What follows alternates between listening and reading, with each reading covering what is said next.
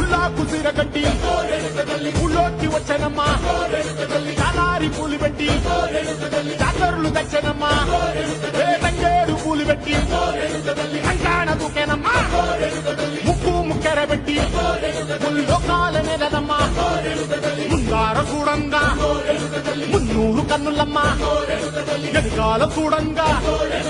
ఏనూరు కన్నులమ్మా సాధు శిస్తులంతా సాగిల పట్టరమ్మా మహారాజు రాజులంతా